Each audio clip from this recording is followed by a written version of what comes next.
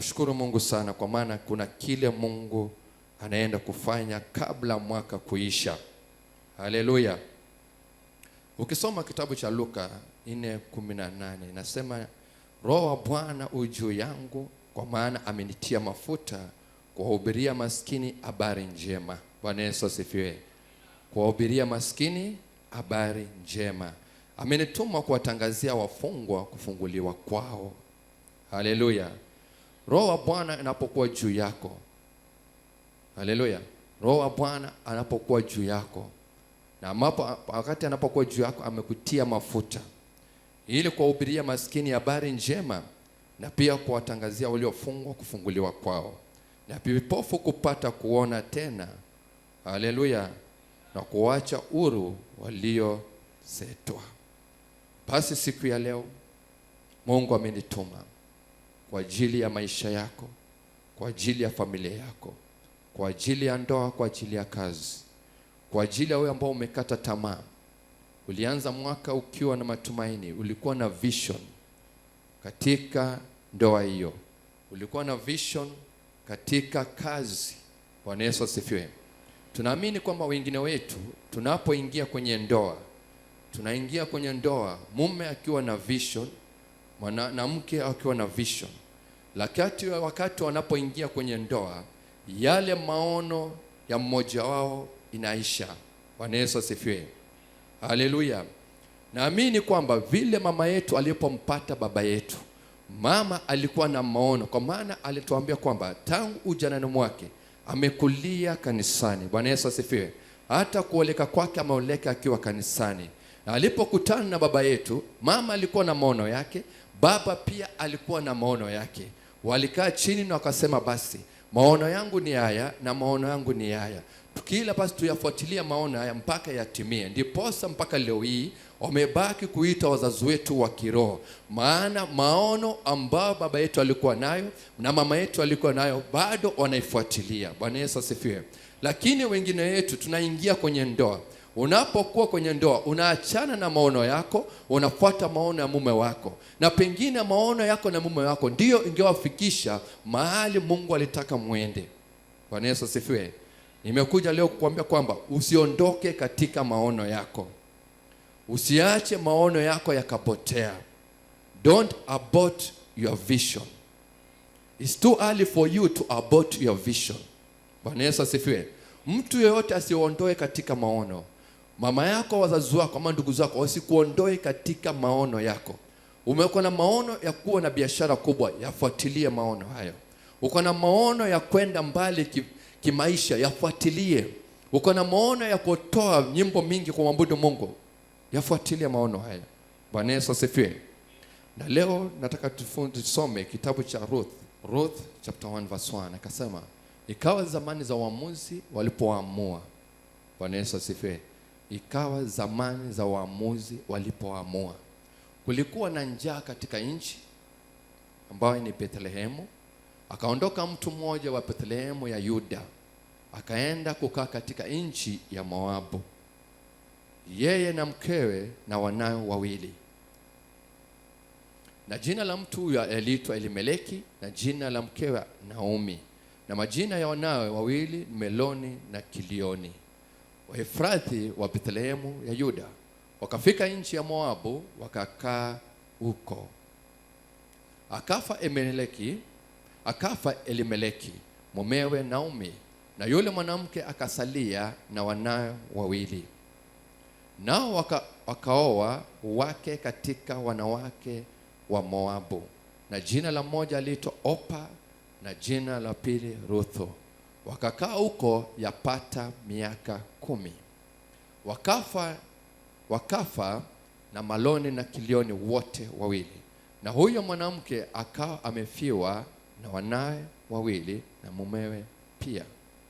Ndipo alipoondoka yeye na wakweze ili kurudi kutoka nchi ya Moabu, maana huko katika nchi ya Moabu amesikia ya kwamba Bwana amewajilia watu wake na kuwapa chakula. Basi akaondoka pale alipokuwepo na wakweze wawili pamoja naye, wakashika njia ili kurudi mpaka nchi ya Yuda. Kisha Naomi akawaambia wakweze wawili, nendeni sasa mkarejee kila mmoja nyumbani kwa mamaye. Bwana na awatende mema ninyi, kama ninyi mlivyowatendea mema hao waliofariki, na mimi pia. Bwana na wajalie kuona raha kila mmoja nyumbani kwa mumewe. Kisha akawabusu, nao wakapasa sauti zao wakalia. Wakamwambia, la sivyo, lakini tunarudi pamoja nawe kwa watu wako. Naye Naomi akasema, enyi wanangu mrejee, kwani kufuatana na mimi. Naye Naomi akasema, enyi wanangu mrejee, kwani kufuatana na mimi? Je, mimi ninao watoto wa kiume tena tumboni mwangu, hata wawe waume zenu? Enyi wanangu mrejee, nendeni zenyu, kwa kuwa mimi ni mzee, siwezi kupata mume tena. Kama ningesema natumaini kama ningepata mume hata usiku huu na kuzaa watoto wa kiume. Je, mngesubiri hata wakapokuwa watu wazima? Mngejizuia msiwe na waume? La sivyo, wanangu, maana ni vigumu kwangu kuliko kwenyu, kwa sababu mkono wa Bwana umetoka juu yangu. Nao wakapaza sauti zao wakalia tena, na Opa akambusu mkwewe, lakini Ruthu akampatana pamoja naye. Naye akasema, tazama, shemeji yako amerejea kwa watu wake na kwa Mungu, na kwa kuwa Mungu wake, basi urejee wewe umfuate shemeji yako. Naye Ruthu akasema, usinisi nikuache nirejee nisimfuatane nawe, maana wewe uendako nitakwenda, na wewe ukaapo nitakaa. Watu wako watakuwa watu wangu, na Mungu wako atakuwa Mungu wangu.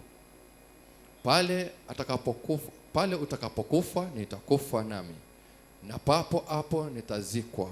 Bwana anitende vivyo na kuzidi, ili kufa tu utatenga na wewe nami. Basi alipomwona ya kuwa amekaza nia yake kufuatana naye, aliacha kusema naye. Hivyo hao wakaendelea wote wawili hata walipofika Bethlehemu. Na ikawa walipofika Bethlehemu, mji wote ulitaharuki kwa habari zao. Nao wanawake wakasema, je, huyu ni Naomi? Akawaambia, msiniite Naomi, niiteni Mara, kwa sababu Mwenyezi Mungu amenitenda mambo machungu sana. Mimi nilitoka hali nimejaa, naye Bwana amenirudisha sina kitu. Kwani kuniita Naomi, ikiwa Bwana amenishuhudia juu yangu, na Mwenyezi Mungu amenitesa?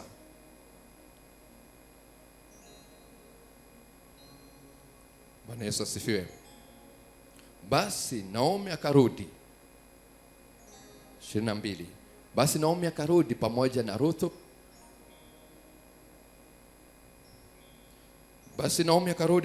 Ruthu. Moabu mkewe, ambao walirudi kutoka nchi ya Moabu, nao wakafika Bethlehemu mwanzo wa mavuno ya shairi. Bwana Yesu asifiwe. Basi leo tunajifunza historia kuhusu Ruthu. Nimesoma tu chapter 1 ya Ruth, na katika hili chapter kuna vitu kadha wa kadha. Katika maisha ya Mkristo ama maisha tu ya binadamu, kuna kuanga na aina 4 za uchungu. There are 4 types of pain. Kuna consequential pain. Consequential pain ni ile uchungu ambayo imetokana na naweza eleweka vipi? Yani consequential pain ni ile uchungu ambayo imetokana na decision yako binafsi. Bwana Yesu asifiwe. Personal decision inakuletea consequential pain. Decision ambayo Emeleki Naomi waliamua kwenda nchi ya Moabu, walikutana na uchungu ambayo imetokana na decision yao peke yao. Bwana Yesu asifiwe. That's the first type of pain, consequential pain. Na pia kuna inflicted pain. Inflicted pain Inflicted pain ni pain ambayo inatokana na betrayal from others. Inflicted pain is a kind of pain ambao unapata kutokana na betrayal. Wewe ulikuwa unampenda mtu na ulitarajia kitu fulani kutoka kwake, lakini vile alipokutendea, ile alikutendea ni machungu ingine ambaye unakosa hata kumwelewa. That kind of pain inaitwa inflicted pain. Bwana Yesu asifiwe. It's an inflicted pain. Another type of pain ni situational pain. Situational pain. This is a kind of pain ambacho hauna control over it. Vile corona ilikuja ikafanya watu wakafunga kazi, wakafunga biashara, watu walifutwa hata kazi, watu walikuwa majuu wakarudishwa nchi yao. Hiyo ni situation. You have no control over that kind of pain. It's a situational pain. Bwana Yesu asifiwe. It's a kind like an example ni kama COVID. COVID ilipokuja, waliokuwa na biashara kubwa, biashara iliisha. It's a situational pain. You have no control over it. Now the final type of pain is a discipleship pain. Discipleship pain. Wewe ni mwana wa Yesu. Wewe ni mwana wa madhabahu haya. Una uchungu ambao hauna control over it. It's not a situational pain. It's not an inflicted pain. It's not a consequential pain, but it's a discipleship pain. Ni uchungu ambaye unaipitia kwa sababu ni maandalizi ya wewe kwenda na katika kiwango nyingine. Bwana Yesu asifiwe. 4 types of pain, lakini leo tunaongelea consequential pain. Consequential pain ni ile uchungu ambayo nimesema kwamba it comes from your own decision. Bwana Yesu asifiwe. Wakati mwingine unakuwa katika kazi, umeandikwa kazi, na kazi ambayo unaifanya kuna msukumo fulani, watu wanakusukuma, wanakuwekea fitina, wanakutangaza, wanakuwekea au kupendi kazini, mpaka wewe mwenyewe una decide wacha niache hii kazi. Unafikiri kwamba unapoacha kazi kwamba umemfaidi ama unamuumiza yule ambaye anakusema baya. La, ni wewe mwenyewe unajiweka katika consequential pain peke yako. Kwa maana ile kazi ilikuwa inakulipia karo ya watoto wako. Ile kazi ilikuwa inakulipia kodi ambayo ilikuwa inakulipia rent. Ile kazi ilikuwa inakununulia mavazi na chakula.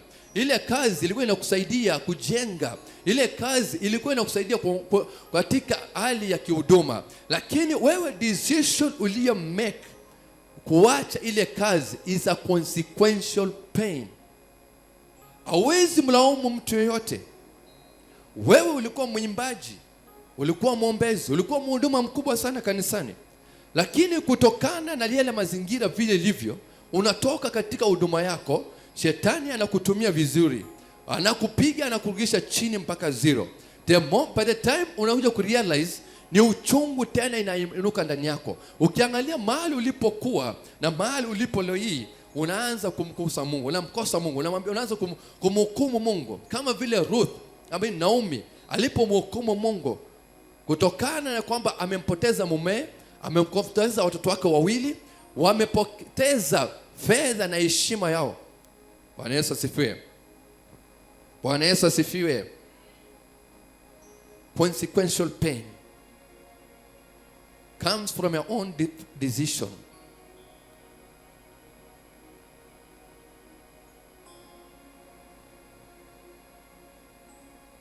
Bwana Yesu asifiwe.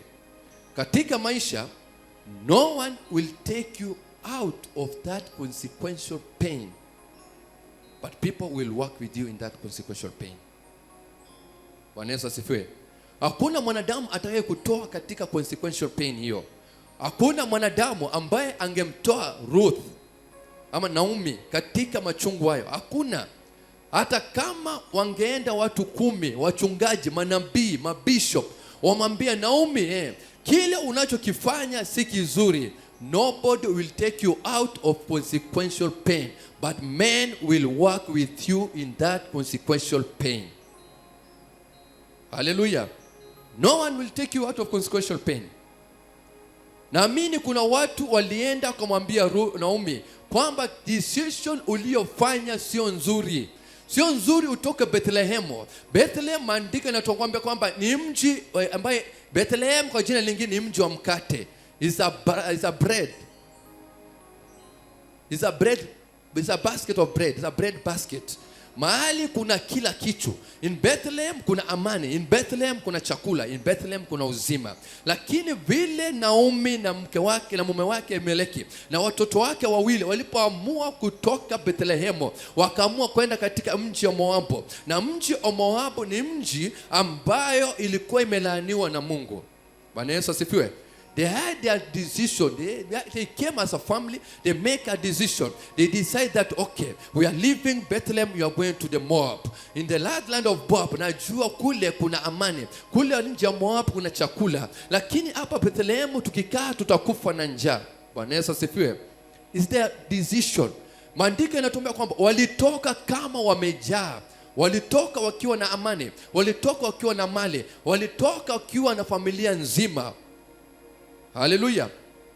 Walipofika nje ya Moabu, maandiko yanatuambia kwamba Naomi mume wake Elimeleki akafa, akabaki na watoto wake wawili. Maandiko yanatuambia kwamba baada ya vijana kubaki, wakaamua kuoa katika mji wa Moabu. Wakatafuta watoto wa binti wawili wazuri ambao ni Ruthu na Opa. Maandiko yanasema baada ya kufunga ndoa huyo Elimeleki, watoto wa Elimeleki ambao walioa Opa na Ruthu, maandiko yanasema kwamba wakafa. Just after 10 years Naomi amepoteza kila kitu. Alitoka Bethlehem akiwa na watoto, alitoka Bethlehem akiwa na mali, alitoka Bethlehem akiwa na heshima yake, alitoka Bethlehem akiwa na kila kitu chake, lakini in that land of Moab alipoteza. Why? Kwa maana mji wa Moab ulilaaniwa na Mungu. Haleluya. Mji wa Moab ulilaaniwa na Mungu. Kumbuka wakati Lutu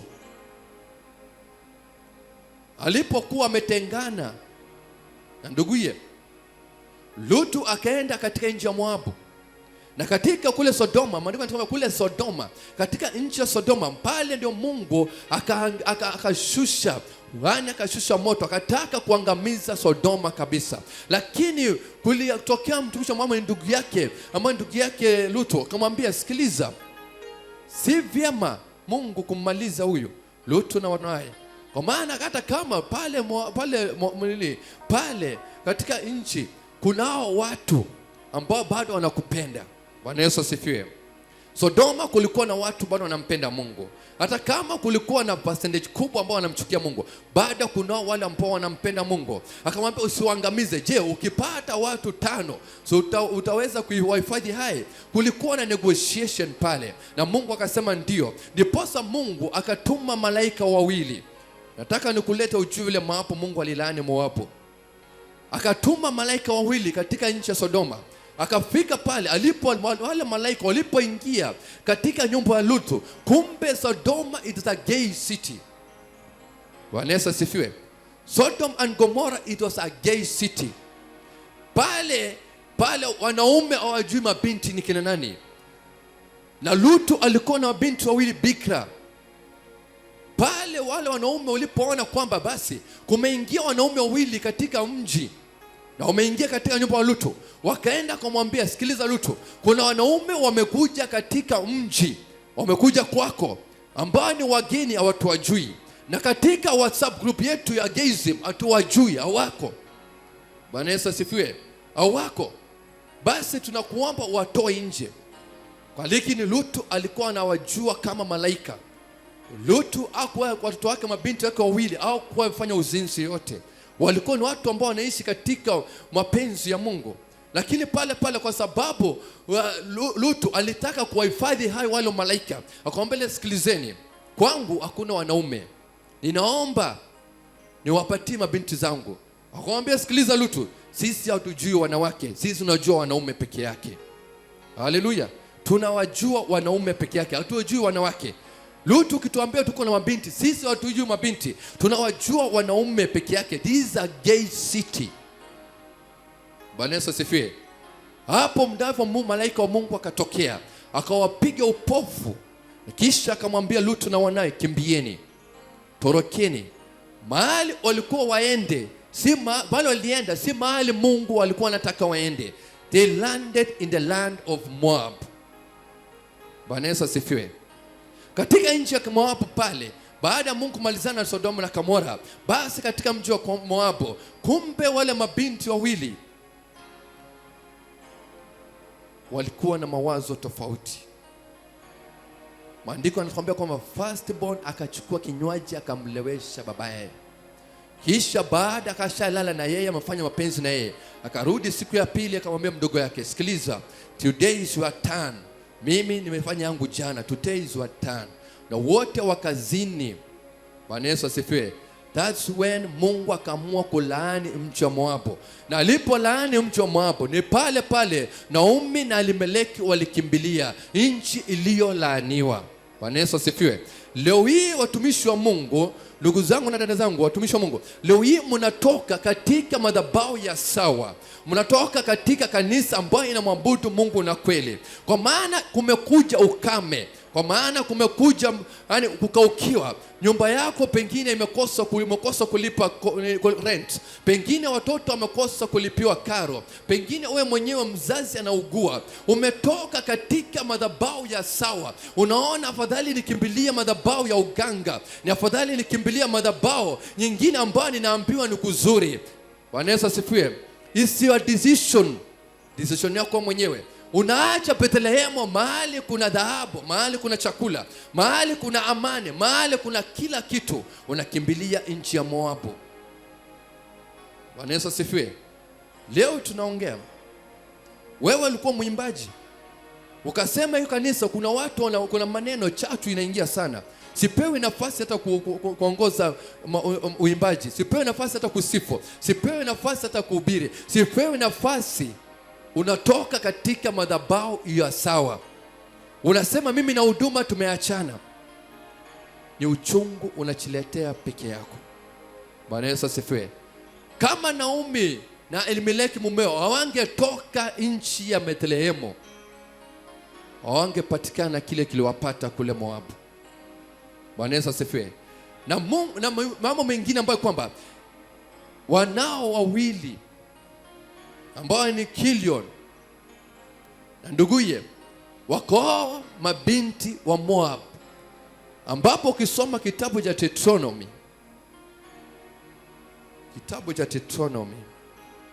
Kumbukumbu la Torati,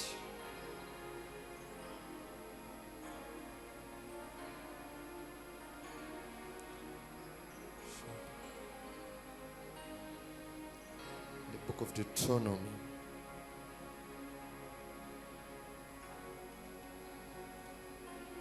ndio kutafutia Mungu akiwakanya, akiwaambia sikilizeni, never marry in the land of Moab. This is a long story.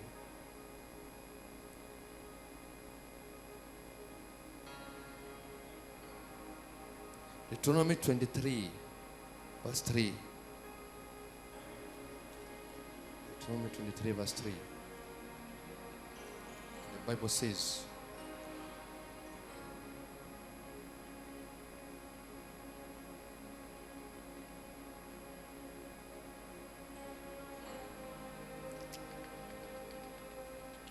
there's a difference. It's a different.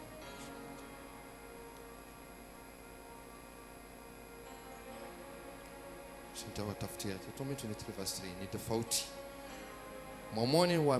Mwamoni wala Moabu asiingie katika mkutano wa Bwana. Mwamoni wala Moabu wasiingie katika mkutano wa Bwana, wala hata kizazi cha 10 cha mtu wao asiingie katika mkutano wa Bwana milele. Bwana Yesu asifiwe. Ni Mungu aliwakataza Mwamoni wala Moabu. Na tunaambiwa kwamba Kilioni na ndugu yao walienda kwa Moabu, watu ambao walikuwa wamekatazwa na Mungu. Bwana Yesu asifiwe. In a decision as a Christian, wakati una make a certain decision, unafaa kwamba unajiweka katika mizani. Decision ambayo nina make, je, what will be his advantage and disadvantage? Kwa maana Naomi kama angekaa chini na aweka katika mizani kwamba kuna wakati kuna ukame na kuna wakati kuna mvua. Bwana Yesu asifiwe. Basi hawangetoka katika nchi ya Bethlehemu, lakini kwa sababu ukame umeingia katika mji wa Bethlehemu wanaitoroka. Leo hii watu wengi wanatoka katika ndoa zao kwa sababu mume wao ameachishwa kazi. Kuna wengine wanatoka katika biashara, wanaacha biashara ambayo umeigaramikia kwa zaidi ya miaka 10 kwa sababu mwaka mmoja hujapata faida, pengine miaka miezi miwili au mitatu hujapata faida kwa hiyo biashara. Unaachana na biashara kwa sababu ukame umekuja. Wengine wanaingia katika mambo sio kwa mazuri kwa sababu magonjwa iliingia na kuanza kumfinyanga. Akasema mimi hii ugonjwa si kuwa nayo, lakini tangu nilipookoka nikapatikana na ugonjwa ambao haijulikani, ukaachana na mambo ya wokovu. Hiyo ni ukame Mungu ameleta, si ati ni kwa sababu ya kukumaliza, lakini ni kwa sababu ya kukusongesha na kukuandaa kwa ajili ya baraka ya kesho. Bwana Yesu asifiwe. Basi Naomi alipotoka pale, alitoka akiwa mtu amejaa, alitoka kwa mtu amani, mtu aliyetendewa mambo makubwa. Maandiko yanasema even in the place of plenty there's always be a scarcity. Bwana Yesu asifiwe. Hata mahali papo mazuri, hata kama kuko kuzuri vipi, mtu asikudanganya kumwambia hiyo ndoa yako mbona ni nzuri hivyo, wakijua kile unachokipitia ndani ni sura tu umevaa, umefanya makeup, umedunga suti, lakini yale unayopitia ni Mungu mwenye yake anajua. Bwana Yesu asifiwe. Nilikuwa namsikiliza mtumishi wa Mungu jana akihubiri, Ezekiel akasema kwamba mimi siwezi kulea mchungaji ama lilioa mchungaji ili katika hali ya kumpembeleza. Hapana, nataka kwamba kila mimi ninachokipitia katika huduma pia yeye aijue uchungu yake, ajue gharama ambayo tunailipia. Mimi sitambembeleza kumwambia mwanangu sikiliza, njoo tafadhali tufunge. No, hakuna mambo ya kubembelezana. Huduma kama vile maandiko yanasema kwamba ulimwengu wa Mungu ambao unatekwa na watu wenye nguvu, bali katika kazi ya Mungu kwamba wenye nguvu wanataka uteka. Wewe ukitaka upembeleze, basi shetani hata kubembeleza, atakutoa katika njia ya Mungu na kukuingiza katika njia ya shetani. Bwana Yesu asifiwe. Even in the place of plenty there is a scarcity. Vile unapomshukuru Mungu wakati umejaliwa na kazi na biashara, hata wakati wa njaa na wakati wa kufungiwa nyumba, mshukuru Mungu. Bwana Yesu asifiwe. Wakati wa uzima mshukuru Mungu, wakati wa magonjwa mshukuru Mungu. Bwana Yesu asifiwe. Naomi alimshukuru Mungu wakati alikuwa na mali, alikuwa na mume wake na watoto. Wakati wameondoka walianza kumlaumu Mungu. Haleluya. Walianza kumlaumu Mungu. Akasema Mungu amenipiga vilivyo. Sikiliza, Shadrach, Meshach na Abednego walipotupwa katika tanuru la moto walisema nini? Only God has the ability to take us out of this situation. Bwana Yesu asifiwe. Walijua mfalme pamoja na wanajeshi wake wameamua tutupwe katika tanuru la moto, lakini hawakuweza kumkana Mungu. Akasema kwamba only God has the ability. Bwana Yesu asifiwe. Only God has the ability to take us out of this situation. Na pia natangaza katika maisha yako kwamba only God has the ability kukutoa katika madeni. Only God has the ability kukutoa katika mateso. Only God has the ability kukutoa katika hali ambayo sio nzuri katika maisha yako. Bwana Yesu asifiwe. Kile unachohitaji tu ni imani. Shadrach, Meshach na Abednego walikuwa na imani. Haungewapendua wale mandugu, haungewasemesha mambo ambayo ingewatoa katika imani yao. Walisema sisi tunamjua Mungu wetu, tunamjua huyu Mungu tunamwabudu, tunamjua huyu Mungu atatutoa katika taabu hii. Na kweli Mungu hakuwaibisha. Walitolewa wakiwa na uzima, walitolewa bila majeraha yoyote. Pia chochote unachokipitia kwa maisha yako, kile umepitia tangu Januari mpaka Novemba, leo ni Disemba, ninasema kwamba katika mwezi wa Disemba hautamaliza jinsi ulivyoanza, hautamaliza jinsi ulivyo. Kuna mambo Mungu anaenda kubadilisha, kuna vitu Mungu anaenda kuzifanya, kuna vitu Mungu anaenda kukutanisha nayo, kama vile Naomi ambaye anapewa na mkewe Ruth walikutana na Boaz ambaye alikuwa ni kinsman redeemer. Kuna Mungu amemwandaa kwa ajili yako Disemba hii. Kuna Mungu amemwandaa kwa ajili ya kukuredeem Disemba hii. Usione kama mwaka umeisha haujalipiwa mahari. Usione mwaka umeisha hujapata kazi. Usione mwaka umeisha hujaongezwa mshahara. There is a kinsman's redeemer ambaye ni Mungu peke yake, ambaye mchana leo anaenda kukuredeem. Haijalishi ulipoteza nini tangu Januari mpaka leo hii. Haijalishi ulipoteza mavazi, haijalishi ulipoteza wito wako, haijalishi ulipoteza watoto, haijalishi ulipoteza chochote katika maisha yako. There is a kinsman's redeemer ambaye ni Yesu Kristo, ambaye anaketi mbinguni, anaenda kukuredeem mchana wa leo. Hata kama uliweka uganga kwenye boma, hata kama uliweka madawa kwenye familia, hata kama ulitangaza mambo isiyofaa, there is a kinsman's redeemer ambaye ni Bwana yetu Yesu Kristo, ambaye alishuka kuzimu akatoka siku ya tatu na ufunguo za mamlaka, akasema kwamba chochote mnachokifunga duniani pia mbinguni limefungwa. Akasema kazi ya mikono yako imebarikiwa, iwe ni mjini na iwe mashambani, basi hautailia kamwe, atakufuta machozi yeye mwenyewe. Hallelujah. There is a kinsman's redeemer ambaye ni Yesu Kristo wa Nazareti. Hallelujah. Kinsman's redeemer. Mwambie mwingine wenzako, kinsman's redeemer. Ruth alipata ambaye ni Boaz, alioleka kwa Boaz, ambaye aliredeem maisha ya Naomi. Hata kama ilikuwa imeonekana imeisha, alimredeem Naomi tena. Bwana Yesu asifiwe. There is a man, there is a woman ambaye anakuja kuredeem maisha yako. Wewe ambao unatarajia kupata kazi, wewe ambao unatarajia kusafiri Disemba hii, umepanga kwenda lakini hujui utasafiri vipi, hauna nauli, hujui wazazi wako watakupokea vipi. Wamekujua mtu ambao umekaa Nairobi tangu Januari mpaka Disemba, wamejua mtu ambao unafanya biashara lakini biashara imekuwa ni hasara mtupu. Nimekuja kutangaza kwamba Yesu anashuka kukuredeem mchana wa leo. There is a kinsman's redeemer. Hautamaliza mwaka vile ulivyoanza, hautaingia nyumbani jinsi ulivyotoka, hautaanza mwaka 2026 jinsi ulivyomaliza. Mungu anaenda kukuredeem upya. There is a total turnaround. Unapomalizia mwaka huo, maombi ya siku miwili ambayo Mungu ametupatia, maombi ya siku mbili, there is a redemption in your marriage, there is a redemption in your business, there is a redemption in your ministry, there is a redemption in your house. Hallelujah. There is a redemption. Ambia mwenzako redemption.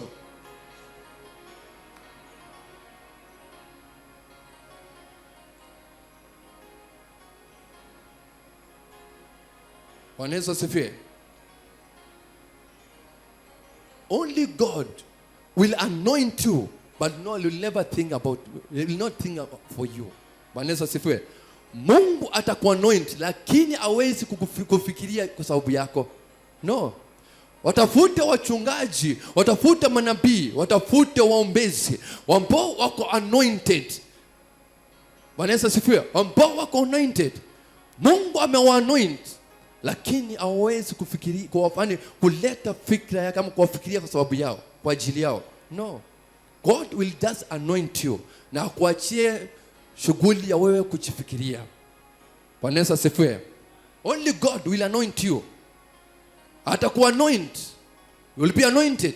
Unaposimama madhabahuni, unapoabudu, roho, nguvu za Mungu zinashuka. Unaposimama, unaposifu, nguvu za Mungu zinashuka. That's anointing. Unapokemea pepo ya magonjwa yanaondoka, kansa, watu wa kansa wanapona. You will be anointed. Lakini God will let things for you. Bwana Yesu asifiwe. Usema kwamba nimeachia Mungu afikirie, acha Mungu aniambie, afikirie tu kwa sababu yangu. No. God will anoint you. Will give you knowledge and understanding to think about that situation. Bwana Yesu asifiwe. Only anointing is for God, but thinking is your personal. Bwana Yesu asifiwe. Hallelujah. Only God. Tafuta wachungaji ambao wamekomaa katika huduma.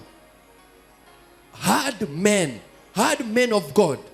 Those ambao watu wamekaa, wamekomea, wamekolea kwa huduma for over 20 years, 30 years, 40 years kwa huduma. Those are hard men. They are the product of hard situations. Bwana Yesu asifiwe. Hakuna kitu ambacho itakuja ina silver plate. You have to work. Bwana Yesu asifiwe. Hakuna maisha ambayo itakuwa ni rahisi. Ni lazima ufanye kazi. Hard men are the product of hard situations. Bwana Yesu asifiwe. Unafikiri kitambo Shadrach, Meshach na Abednego waseme tunamjua Mungu wetu? Ni mangapi wameona Mungu akifanya? Ni mangapi wamepitishwa na Mungu? Bwana Yesu asifiwe. Hard men, watu waliokomaa katika huduma, watu ambao wamesema sitetemeshwi na adui, mapepo na waganga hawezi kunitetemesha. Those are the hard men. They are the product of hard situation. Bwana Yesu asifiwe. Mwambie mwenzako, hard men are the product of hard situations. Wewe ambao unasema unataka tu kule mchele. Ile siku Mungu amekupatia kule kidheri, unaanza kusema Mungu ameniacha, Mungu amenisahau. Hapana. Mungu anakuaden.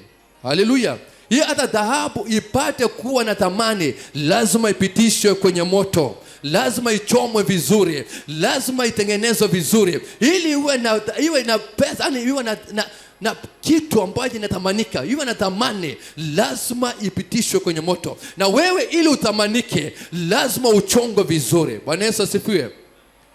Mtu anasema nataka neema ambayo uko nacho. Hiyo neema Mungu angapatia nataka. Haujui karama ambaye ameilipia ili apate hiyo neema. Bwana Yesu asifiwe. Kuna gharama. There is a price you have to pay. There is a price. There is a price. Mtu anasema nataka neema uimbaji. Hiyo vile unaimba nataka hiyo neema uimbaji. Be prepared to pay a price. Bwana Yesu asifiwe. Be prepared to pay a price. Hakuna neema inashuka hivi. There is a price you have to pay. Hakuna ndoa ambayo inasimama bila kuwa na msukosuko. There is a price they are paying. Bwana Yesu asifiwe. Unafikiri hata adui amekaa anasema hiyo ndoa iko nzuri, baba yetu na mama yetu ni kama anakaa vizuri, ama Pastor Anderson na mke wake anakaa vizuri, ama unasema Chama na mke wake anafaa vizuri? No, there is something they are going in, they are fighting it inside. Bwana Yesu asifiwe. Kuna vitu wanapigana kiroho. Lakini wanapokuja kwa ibada, wamekuja na sura kama wale watu ambao wanatangaza kwenye runinga. Yaani umepigwa kofi jana usiku, asubuhi hata pengine umetusiwa, kwa saa 7 mchana unafaa umesimama kwa matangazo. You have to put that a smiling face. Hata kama jana ulipigwa kofi, unaput a smiling face na kusema watangazaji wapendwa, leo nikiwa ni saa 1, lakini kile ulifanywa asubuhi, only God knows. Bwana Yesu asifiwe. Bwana Yesu asifiwe. Yaani mavazi, sura, makeup inaficha vitu mingi katika maisha ya mwanadamu. Inaficha vitu mingi sana. It's only God anajua kile unachokipitia. Bwana Yesu asifiwe. Kile Naomi alikuwa anapitia akiwa na mume wake, baada ya mume kufariki, amebaki na watoto, alikosa kumwelezea mtu. Bwana Yesu asifiwe. Hata mpaka anaambia wakweze, sikilizeni, mimi hata leo hii katika umri wangu huu, hata nikisema nitafute mume nizae, je, mtajilinda mpaka wao watu wazima ili muoleke? Hapana, hamwezi. Basi rudini kwenye kwa mama zenyu, endeni mkaoleka mpate kibali mbele za Mungu. Bwana Yesu asifiwe. Opa alisema mimi hapana. Mimi siwezani kufuatana na mama huyu. Mimi siwezi rudi Bethlehemu. Mimi nimezoea madhabahu ya kwetu, mimi nimezoea shida za kwetu. Kule Bethlehemu mimi sijui kukoaje, mimi nitarudi. Akarudi kwao. Lakini Ruth, maandiko yanatukwambia alikatalia Naomi. Akamwambia nitaenda. Unapokwenda nitaenda. Bwana Yesu asifiwe. Ni wangapi leo hii ndoa imekuwa uchungu, huduma imekuwa uchungu, unabaki katika hiyo huduma? Yaani kunafika mahali pengine hata mlango wa kanisa nataka kufunga, lakini unasema mimi siwezi ishi katika shiriki kanisa ambayo inafungwa mlango, ama siwezi shiriki katika kanisa ambayo kila siku ni kuchanga kitu fulani. Wewe vumilia Bethlehemu, vumilia hapa Choliki, vumilia hapa Nairobi. Mungu atakutana na wewe. Usiondoke, usiende katika mchi ya Moabu, usiondoke kwenda katika madhabahu nyingine. Mungu atakubariki, iwe ni mchana iwe ni usiku. Ndiposa maandiko yanasema kwamba panda asubuhi, panda mchana, panda jioni, maana hujui ni mbegu gani itamea. Bwana Yesu asifiwe. Usiondoke hapa Bethlehemu. Sema siondoki. Siondoki. Kukache ukame ama kukache mvua, siondoki Bethlehemu. Bwana Yesu asifiwe. Haleluya.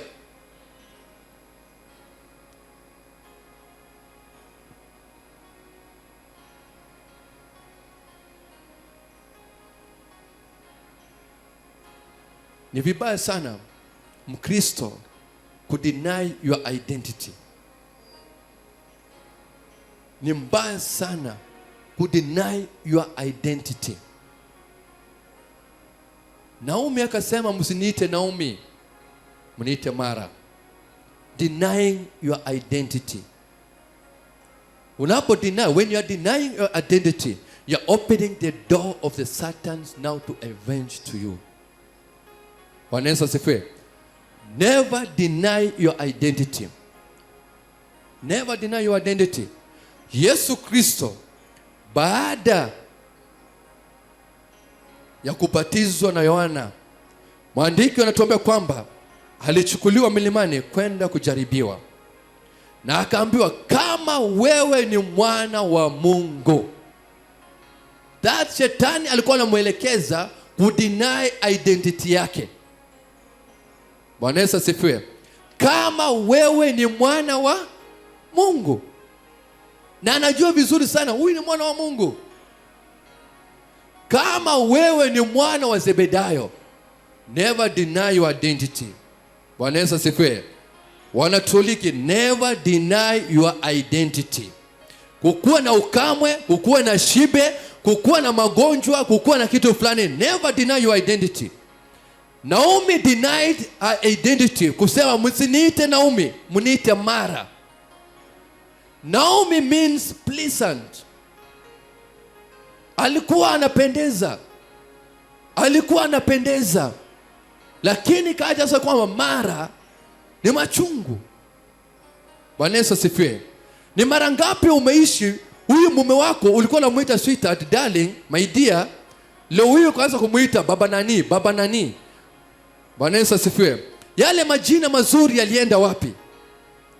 You deny your identity. Alikosa ndio, msamee na muendelee. Lakini when you unaanza kudeny jina ambayo ilikuwa inafaa iitwe mume wako, jina ambao ulikuwa unamuita kabla mjaoana, mambo ambao ulikuwa mnafanyana kama mjaoana, vitu ulikuwa unafanya kwa huduma kabla au jaoleka, endelea kuifanya. Lakini by the time unaachana nayo, that's the moment you are deny your identity. Never deny your identity being a Cholik. Bwana Yesu asifiwe. Usiseme mimi si mwana Choliki. Hapana. Hapana. Haleluya. Bwana Yesu asifiwe. Juzi tumekuwa na breakfast ya kampuni. Katika breakfast sasa ikiwa imeisha, watu wanakunywa chai. Tunapanga laini, foleni, twende tukachukue chai. Na katika foleni ukaja wadada wawili wananijua. Mmoja anafanya upande wa stores, mwingine anafanya upande wa sales. Wananijua tu kama mmoja tu wafanyikazi katika kampuni. Mmoja akaniambia, lakini wewe ni mchungaji. Nikamwangalia, nikamuuliza, kwanza nataka kujua amejuaje.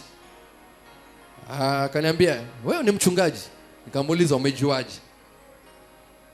Akacheka. Nikamwambia, kwani uliambiwa na mtu? Ati hapana. Kulingana na vile unatembea, kulingana na vile unaongea. Nikashangaa, kwani huyu lazima ameambiwa na mtu.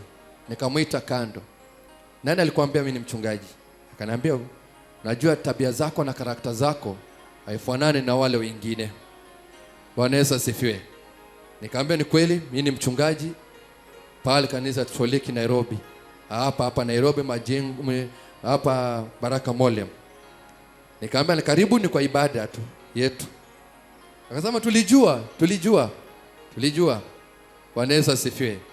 Wakati mwingine wacha karakta yako, tabia yako ikutambulishe. Bwana Yesu asifiwe. Tabia yako ifanane na wewe uliyookoka. Usio kwamba unaokoka Jumapili, Jumatatu mpaka Jumamosi wewe ni mwingine tofauti. Haleluya. Kwamba Jumatatu mpaka Jumamosi wewe unajulikana kwa maovu. Jumapili unajulikana tu kwa wewe ni muabudu Mungu, wewe ni mhuduma, wewe ni muombezi, wewe ni mwimbaji. Tabia yako ikutambulishe. Bwana Yesu asifiwe. Kuna somo baba yetu alitufunza kwamba Mungu akutambulishe. Mungu akutambulishe. Usijitambulishe kwa watu. Usijitambulishe kwa wanadamu. Mungu akutambulishe. Leo hii mama yetu kufika aliko sasa Kuria land, si kwamba alijitambulisha, ni Mungu alimtambulisha. Bwana Yesu asifiwe. Wao nafikiri mtu atoka all the way from Nairobi, apande ena coach, aende mpaka Kayanja. Kwa wale mjui Kayanja, mnaweza fikiri ni hapa Nakuru. Boda ya Tanzania na Kenya. Mimi nimeenda mpaka hapo na inaendanga kazi kila wakati. Kayanja. Kwani walikosa wachungaji wengine? Bwana Yesu asifiwe. When grace locates you, no man will stop you. Bwana Yesu asifiwe. When grace locates you, no man will stop that grace. Wakati neema inakushukia, iwe ni kazini wakuwekee fitina, iwe ni kazini wakuchukie, and you have that grace, wao wenyewe watafutwa kazi, wao wenyewe wataondoka, because grace will speak for you, grace will fight for you. Hallelujah. Neema itakupigania, neema itakutetea. Hallelujah. Vile nimesema, Naomi means pleasant, Ruth means friendship. Naomi means pleasant and Ruth friendship. So Mungu aliona kwamba these two ladies inabidi ni wakutanishe, the pleasant and the friend. So wakwe watu wawili ambao nitawaregesha Bethlehemu. Lakini huyu mmoja ambao anaitwa Opa is a gazelle. The name Opa means gazelle. Gazelle kazi yake haitembea polepole, yeye ni kurukaruka tu. That's why Opa aliamua kuruka akarudi Moabu. Bwana Yesu asifiwe. Your name carry the meaning. Bwana Yesu asifiwe. Your name has a meaning. Naomi means pleasant. Ruth means friendship. Opa means gazelle. Alirukaruka kurudi Moabu. Alishindwa na maisha. Aliona mimi siwezi kaa hapa. Bwana amekufa, sikuzaa na yeye. Acha mimi nirudi kwetu. Akaamua kurudi kule Moabu. Lakini this Ruth and Naomi, they had a purpose. God had a purpose for them. Kwamba lazima warudi Bethlehem. Because pale Bethlehem ndio kuna hifadhi. Pale Bethlehem kuwa kuna utajiri. Pale Bethlehem kuwa kuna amani. Bwana Yesu asifiwe. That's why they went back. Hallelujah.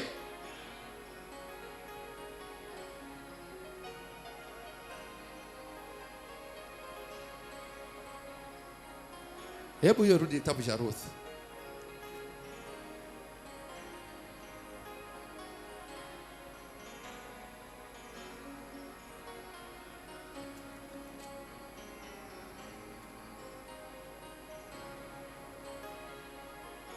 Sijui ni wangapi wanapatana na maono ya baba yetu. Sijui ni wangapi wanampatana na maono yako mwenyewe. Sikiliza mstari wa 14. Nao wakapaza sauti zao wakalia tena, na Opa akambusu mkewe, lakini Ruth akampatana naye. naye akasema, tazama shemeji yako amerejea kwa watu wake na kwa Mungu wake, basi urejee wewe umfuate shemeji yako. Naye Ruthu akasema, usinisii nikuache, nirejee nisifuatane nawe, maana wewe uendako nitakwenda, na wewe ukaapo nitakaa. Watu wako watakuwa watu wangu, na Mungu wako atakuwa Mungu wangu. Bwana Yesu asifiwe. Haleluya.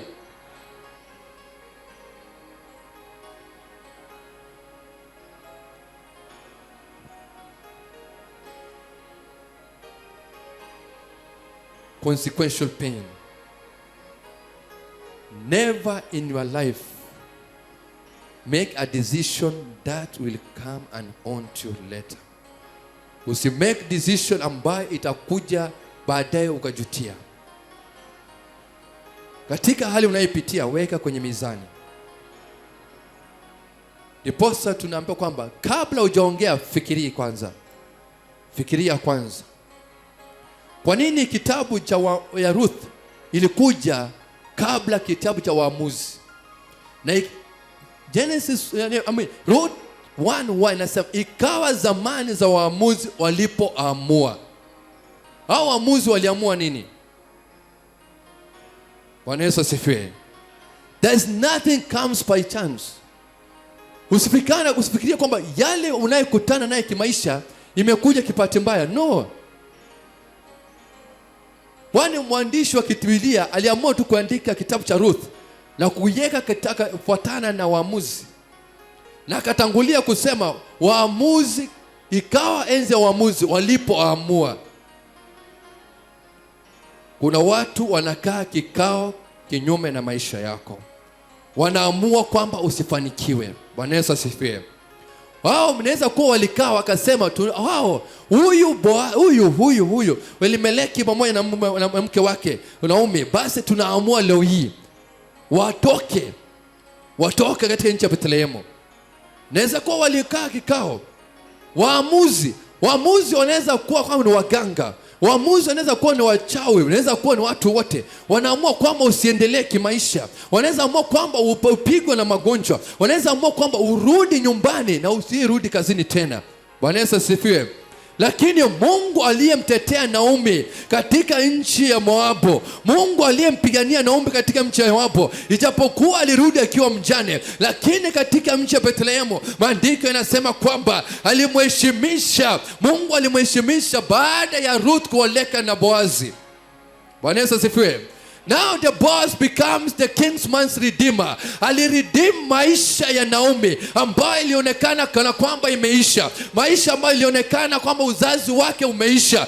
Maisha ambayo ilikuwa imeonekana kwamba aendelei tena. Tumemalizana na yeye. Lakini kulitokea mtu ambaye alikuwa ni ndugu yake Elimeleki, ambaye ni Boazi. Akasema leo hii nitaenda kununua mali na mashamba ambayo ilikuwa ya ndugu yangu Elimeleki, na akaweza kuredeem maisha ya Naomi. Bwana Yesu asifiwe.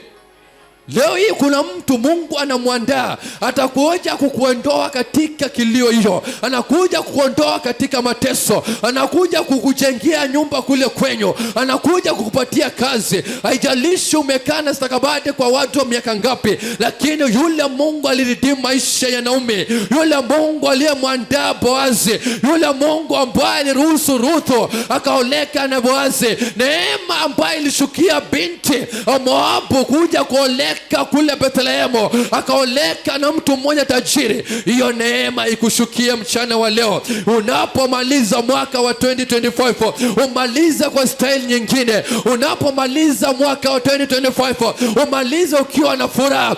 Unapomaliza mwaka wa 2025, umaliza ukiwa ukicheka. Waliokupangia urudi na huzuni, waliokupangia urudi na kilio, waliokupangia kwamba utapiga somo, kwamba nimekosa fedha, kwamba nimefutwa kazi, Mungu anakuredeem mchana wa leo. There is a kinsman's redeemer who sits on throne. Anapokuja kukubariki, hakuna mwanadamu ataweka mkono. Anapokuja kukurejesha, hakuna mwanadamu atakutoa. Yule ambaye atakupatia kazi ni Mungu aliyempatia neema Ruthu. Yule ambaye atakupatia afya ni Mungu aliyempatia kibali Ruthu. Alitoka Moabu akiwa na kilio, akasema Mungu wako atakuwa Mungu wangu. Utakachokuwa chakula Naomi nitakula. Na leo hii alioleka na Boazi, ambao mali yote alikuwa nacho, alikuwa na ufanyikazi, alikuwa na utajiri. Mungu anaenda kubariki ndani ya mwaka ya mvua neema.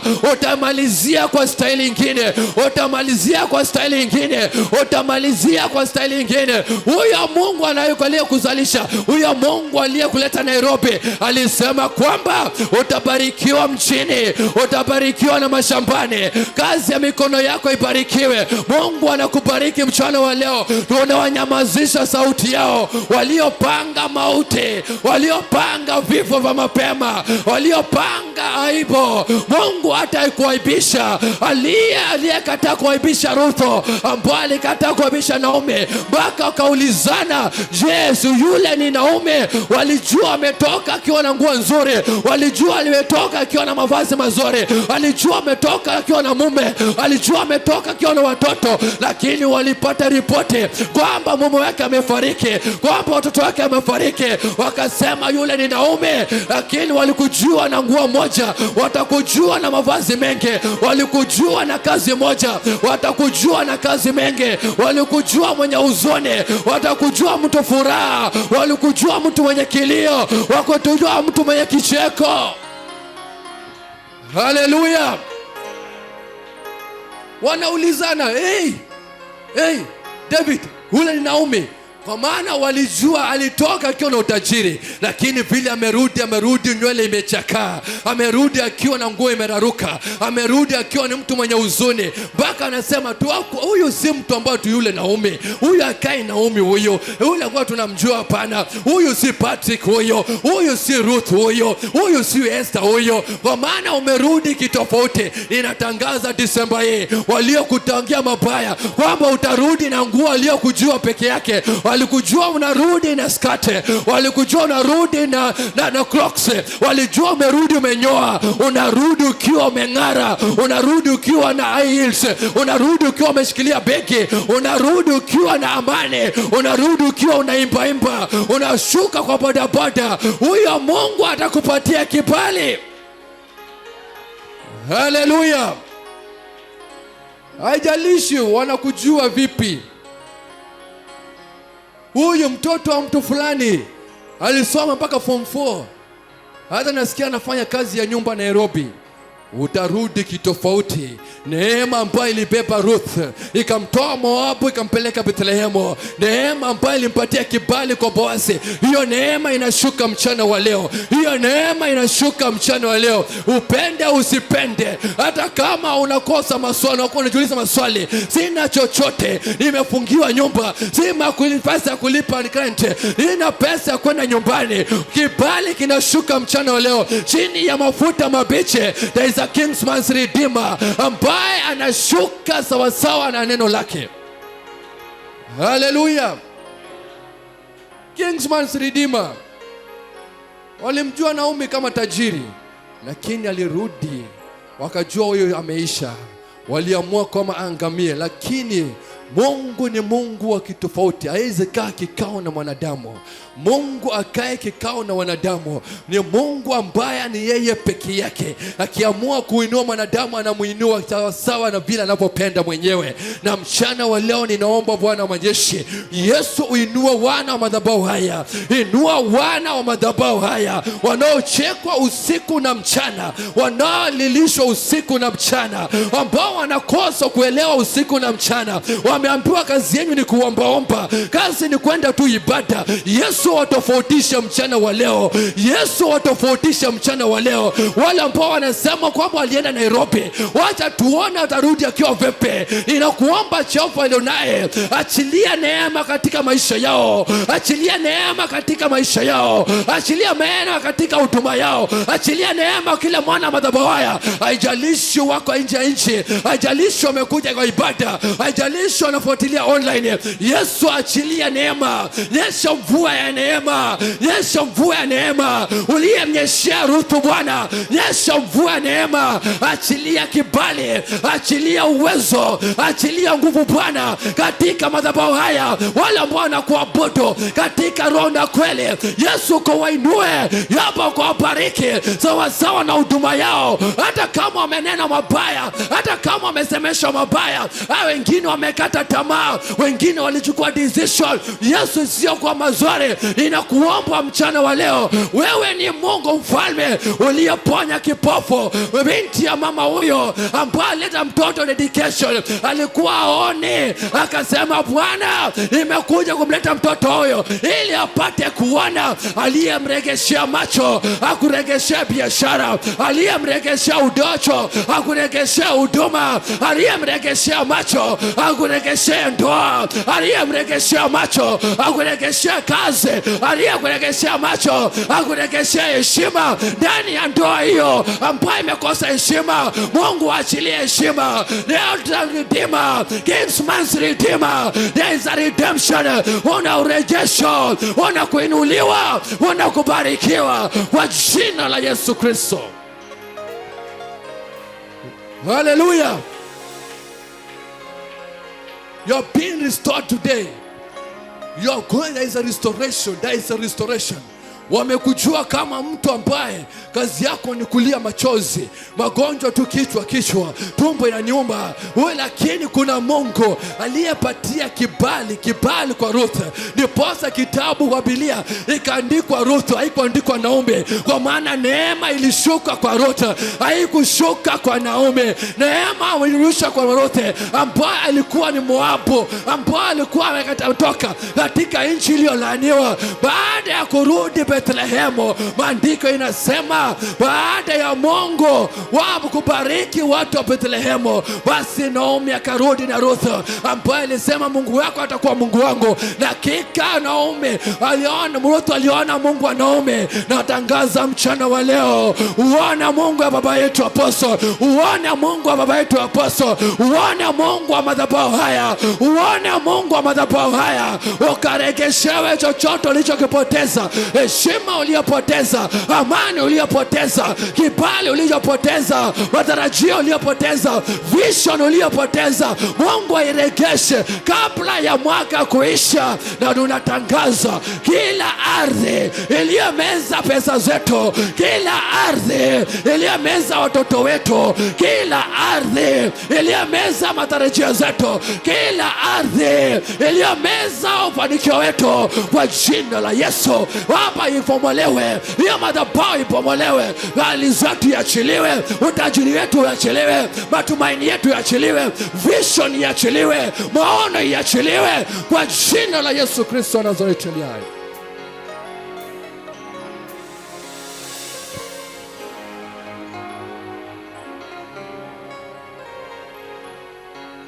Sikiliza, wakati ni mara ya pili, ni the second time the name Mara kutajwa. The first time ni wakati wana Israeli wamevuka mto kuvuka ngambo ya pili. Pale wakati kwa wamesikia kiu, just after 3 days wametoka katika mji wa Misri wanaelekea Kanaani. After 3 days, haijalishi ugonjwa umekaa muda gani, haijalishi huzuni umekaa muda gani, haijalishi umefutwa kazi miaka ngapi, just after 3 days wana Israeli akasema tumeona kiu. Wakapatana na maji ya mto Mara, walipotaka kuyakunywa yakawa machungu. Inaweza kuwa ya kazi unayofanya ni chungu, inaweza kuwa ndoa umeikanya ni chungu, inaweza kuwa watoto ambao umezaa ni wachungu. Lakini mchana wa leo kuna Mungu ambaye anaweka kijiti katika maji ya mto Mara, na maji ya mto Mara yakawa matamu. Natangaza watoto wawe watamu, natangaza ndoa iwe tamu, natangaza kazi iwe tamu, natangaza utajika ushindi iwe tamu. Huyo mume wako awe mtamu, asilete machungu kwenye ndoa, hiyo boma iwe tamu. Kila mto Mara ambaye imebeba machungu yako na itageuza sasa, na itia neno la Bwana kwamba yawe matamu, na tia neno la Bwana kwamba yao maji, yayo maji, hiyo magonjwa yanyamazishe na maisha yawe matamu. Haleluya. Haijalishi kama ni machungu kiasi gani, uvimbo umeibeba, umekaa nayo muda miaka ngapi. Haijalishi kwamba ulioleka lakini uko na matumaini kwa hiyo ndoa. Yule Mungu ambaye aliongea na Musa akamwambia, mwanangu, chukua kijiti, yangushe katika mto Mara, yale maji yakawa matamu. Maandiko kwamba walikanywa maji mpaka wakatesheka. Yaji ambayo yalikuwa makali yakaanza kuwa matamu. Natangaza katika maisha yako, maisha yawe matamu, maisha yawe matamu, maisha yawe matamu. Ya kazi ambayo, biashara ambayo wamesema itafungwa, ya biashara ambayo imesema imefungwa, umekana biashara mpaka ukaidedicate madhabahuni, lakini kuna sauti inakwambia kwamba inakupatia hasara, kwamba inakupatia hasara. Kwa jina la Yesu Kristo, ya biashara ikupatia utamu, ya biashara ikupatia utamu. Machungu yanaondoka, ikupatia utamu, ikupatia utamu. Inatangaza kwa jina la Yesu, yoyote aliyeweka machungu katika biashara yako, katika watoto wako, katika huduma yako, katika familia yako, hiyo kazi na inailani mchana wa leo, inailani mchana leo. Hiyo biashara inakuwa matamu, hiyo biashara inakuwa tamu, hiyo biashara inakuwa tamu kwa jina la Yesu.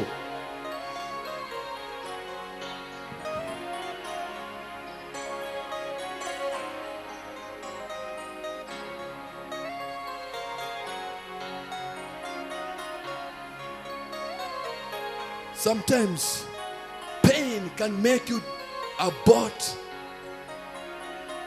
what God has deposited in your life. Pain can make you abort. Uchungu inaweza kufanya ukaacha yale Mungu ameweka katika maisha yako. Uchungu inaweza kufanya ukaacha. Pain can make you abort your vision. Pain can make you abort your ministry. Pain can make you abort your marriage. Pain can make you abort your job. Uchungu. That's why I say consequential pain comes from your decision, own decision. Don't allow your pain make you abort your vision. Don't allow your pain. Uchungu yako usifanya uabort matumaini yako ya kuishi. Uchungu ulio nayo ya magonjwa usifanya utoke katika ibada, katika kanisa. Uchungu ambao unaipitia usifanya uache ministry. Don't allow your pain to make you abort your vision. Wewe ni mwimbaji, don't allow the pain you are undergoing in that ministry make you abort your ministry. No. Let that pain harden you. Let that pain harden you. Make you reach that vision. Let that pain make you far. Let that pain be a stepping stone. Wapia Bwana, uchungu hii inifanye niingie katika matarajio yangu, niyafuate maono yangu. Let that pain be a stepping stone going to the next level. Let that pain make you go far and far and far. But don't let pain abort your vision. Don't allow that pain to make you to abort what God has deposited in your life. Hallelujah. Listen and listen very well. Don't let pain you're undergoing make you abort your vision. Hallelujah. Sometimes ukiwa katika maisha, wale mlianza huduma wote wawili, wengine mlianza kikundi, mlianza ya biashara mkiwa kikundi, mlianza uimbaji mkiwa kikundi, na ikafika mahali ukaachwa. Si wewe uanze kutembea kwa pesi yako, pengine katika hatua moja. Sikiliza hii, mfano ni mzuri. Ni wanajeshi wanapokuwa katika marching, when they are marching, na mmoja apotee katika vile walikuwa na march, what that soldier does and a double march. Wanaweza sifiwe. You need to double march for you to be on the same pace with others. Hallelujah. Double march. Be it your business, double march your business. Double march your ministry. Double march your marriage. Double march anything you are doing for you to be on the same pace with others. Bwana Yesu asifiwe. Askari anapokosea anabaki nyuma, atokangi kwa laini, huwa atoki, ana double march. Bwana Yesu asifiwe. You double march. Even in your ministry, double march. Even in your marriage, double march. In your business, double march. Unauza kikoya, ongeza nguo zingine kuuza. Unauza viatu, ongeza vitu vingine kuuza. Unauza avocado, ongeza na machungwa. Double march that business.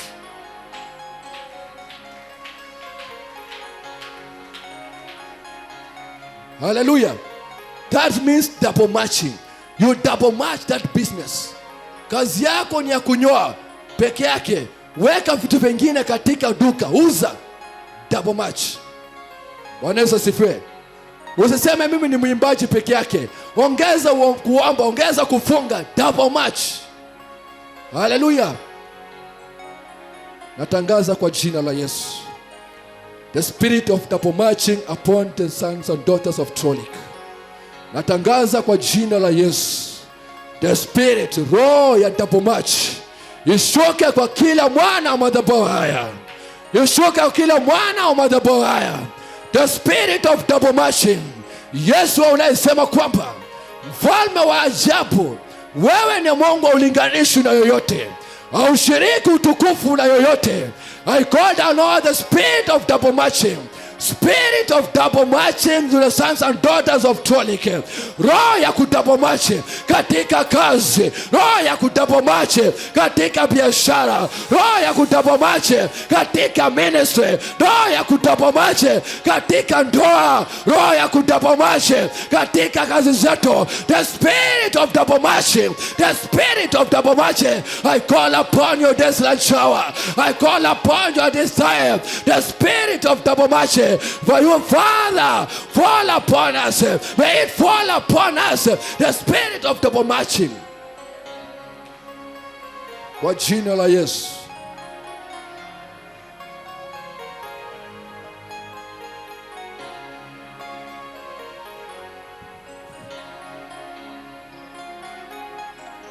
Sikiliza Proverbs 24:16.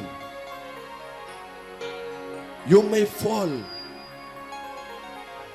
You may fall. Proverbs 24. A righteous may fall 7 times, but will rise again. A righteous may fall 7 times, but may rise again. Haijalishi umeanguka kwa hii biashara mara ngapi. Ezekiel mtumishi wa Mungu anasema alifunga huduma yake mara 3. Bwana Yesu asifiwe. Hiyo ndoa haijalishi umerudi kwenye miaka ngapi, mara ngapi. Haijalishi hiyo kazi umepewa warning letter mara ngapi. A righteous may fall 7 times, but I know the Lord says he may rise again. Today is the day for you rising again. Today is that day that you are going to rise in that business. Today is the day that you're going to rise in that ministry. Today is the day that you're going to rise in that marriage. Today is the day that you're going to rise in that job. Hallelujah. You may fall 7 times. A righteous man is a man who stays according to the law of God. A righteous man is the type of a person who never walk on his own will, but on the Father's will. You may fall 7 times, lakini kwa siku unaamka, unakunguta mavumbi na unasema Bwana niko na wewe. Unapoanguka anguka chini, inuka, mwambie Bwana bado niko na wewe. Leo ni siku ya kwamba chochote kilichoanguka kwa maisha yako, ninatangaza kwamba kiinuke kipya. Chochote ambacho kilianguka, inuke kipya tena, kianze kuamka tena, kianze kuamka tena. Maandiko inasema kwamba mtu naokatwa harufu wa maji utachipuka tena. Ninatangaza kwamba chochote kilikufa tangu Januari mpaka leo tarehe 14 ambacho kimekufa, Baba, kwa harufu ya maji ya siku ya leo, kwa harufu ya ibada ya siku ya leo, kianze kuchipuka tena. Ndoa ichipuke, biashara ichipuke, huduma ichipuke, pesa ichipuke, watoto masomo ichipuke, boma ikubalike, boma irubiane, urafiki na umoja, mambo yachipuke mapya kwa harufu ya maji, mambo yachipuke kwa jina la Yesu. You may fall 7 times, a righteous one. Naamini wana madhabahu, they are righteous. Sons and daughters of this ministry are righteous. The Lord who restored the life of Naomi, may He restore your life today. The Lord who restored the life of Ruth, may He restore your life today. Anything that is pronounced dead in your life, may it get life again. Everything that is been given life tendency, leo inarejeshwa tena. Maisha ambayo imekufa, madaktari wamesema ugonjwa mama yako haiponi, ni ugonjwa kupeleka kaburini, ugonjwa kupeleka mautini. Nimekuja kutangaza kwamba magonjwa hayo, hiyo mwili upate uhai tena, hiyo mwili upate uhai tena, hiyo biashara upate uhai, hiyo kazi upate uhai, watoto upate uhai, hiyo boma ambao walisema katika boma hakuna mifugo, hakuna watoto kutolewa mahari, nimekuja kutangaza katika jina la Yesu, kila mwana madhabahu haya ambao walitangaziwa kwamba watakufa, kwamba wataendelea, anything that is dead, I call Lord of our Father, Lord of Abraham, Lord of Isaac, Lord of Jacob, may it give life. Maisha mazare, maisha tena, maisha tena, maisha tena ndani ya boma, maisha mazuri.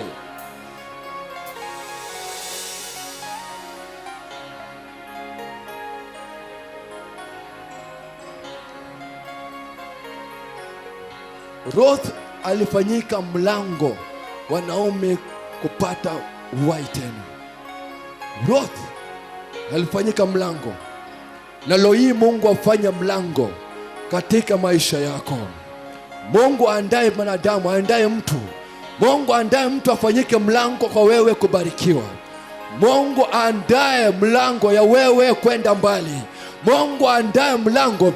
Mungu aliandaa mlango kwa Naomi, ili akarudi na Ruth. Ruth akafanyika mlango ya utajiri wake kuregeshewa, mali yake kuregeshewa, heshima yake kuregeshewa. Na leo mchana wa leo Mungu andae mlango, andae mlango. Mungu andae mlango kwa ya kazi, Mungu andae mlango kwa ya biashara, Mungu andae mlango kwa watoto, Mungu andae mlango kwa huduma, Mungu andae mlango, mlango. Mungu andae mlango, aliandaa Ruth.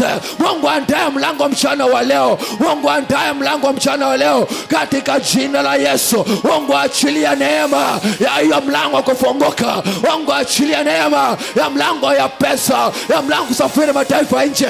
Watu wako na pasipoti, watu wanatamani kwenda nje, ufanya kazi ya nje kabla mwaka kuisha. Mungu andae mlango ya watu kusafiri kabla mwaka kuisha. Mungu akuheshimishe katika hiyo kazi, katika hiyo boma, katika hiyo huduma. Mungu akuheshimishe.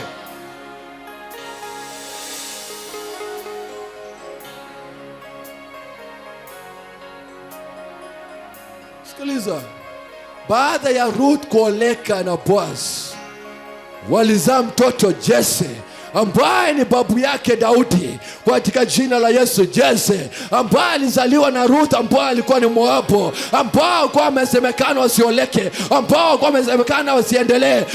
Mungu ambao amesema kwamba Ruth atoka katika nchi ya Moabu akaoleka na Boazi, ambao walimzaa mtoto Jesse ambao ni babu yake Daudi. Nyanya yake ndio Naomi, nyanya yake ndio Naomi, nyanya yake ndio Naomi, nyanya yake ndio hao. Kwa jina la Yesu waliosema kwa hiyo boma hautaoleka, kwa hiyo boma hautakaa, kwa hiyo ndoa hautakaa, kwa hiyo kazi hautakaa, kwa hiyo biashara hautakaa, kwa hiyo huduma hautakaa pale Toliki. Nimekuja kutangaza Yesu amezaliwa. Wewe utaona matunda ya mauja, matunda ya matapo, matunda ya shida, matunda ya kujitolea kwako. Ile ulichokitolea Mungu anakulipa, Mungu anakulipa. Haleluya, Mungu anakulipa. Naomi hakuwa na amani tena, alikasembaka akasema, Mungu amenitenda mabaya, amenimaliza.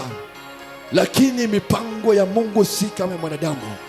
Naomi aliona kwamba nimeisha, lakini Mungu aliandaa Ruth na akamwambia ambatana na yeye, nenda na yeye katika nchi ya Bethlehemu. Ni wangapi mchana wa leo umekaa chini ya neema ya Toliki? Umekaa chini ya neema ya Toliki, umekaa chini ya madhabahu haya, umekaa chini ya baba yetu na mama yetu. Ninaomba Mungu mchana wa leo akutofautisha. You righteous woman, you righteous man. Mungu akutofautisha mwaka wa leo, Mungu akutofautisha siku ya leo.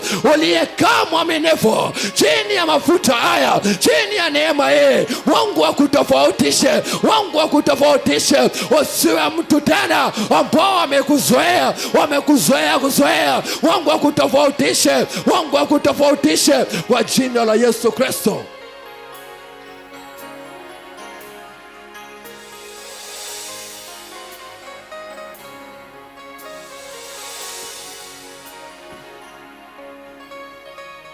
Refuse to abort that vision. Refuse to abort that vision. Refuse. Kataa kuavya vision yako. Refuse to abort your vision. Kataa kuavya vision yako.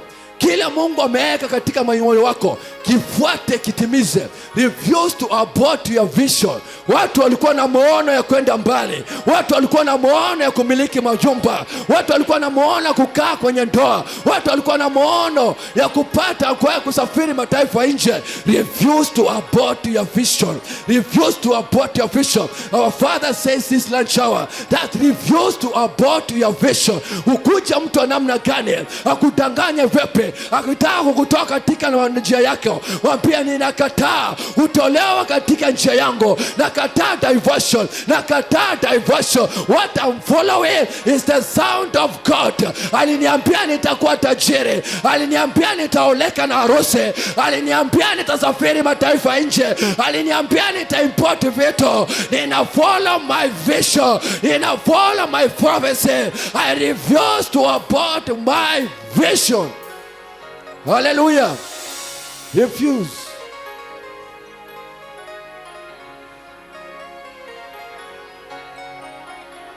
Simama kwa miguu yako.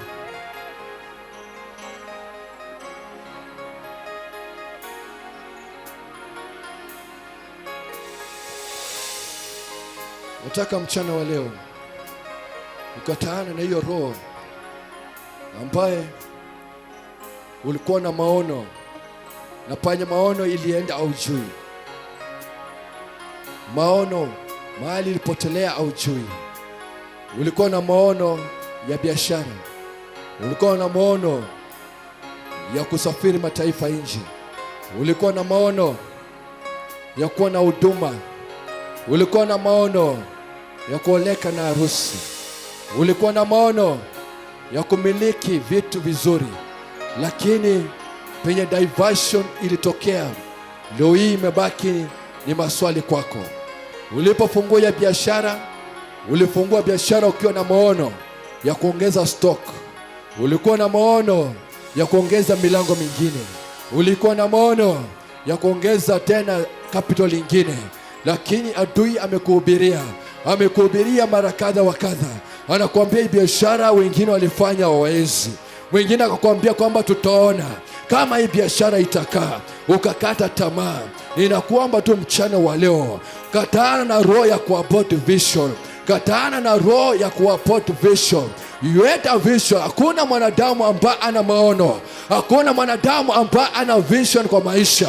Hakuna mwanadamu ambaye ana maono. Baba yetu na mama yetu wako na maono. Mungu aliwaambia, wanangu, watakuwa na kanisa kubwa 100,000 sita. Ndicho ambayo apostoli anaifuatilia mpaka leo. Ndicho ambacho anakifuatilia. Wewe uko na maono gani ambayo Mungu alikupatia? Maono gani ambayo Mungu alikupatia?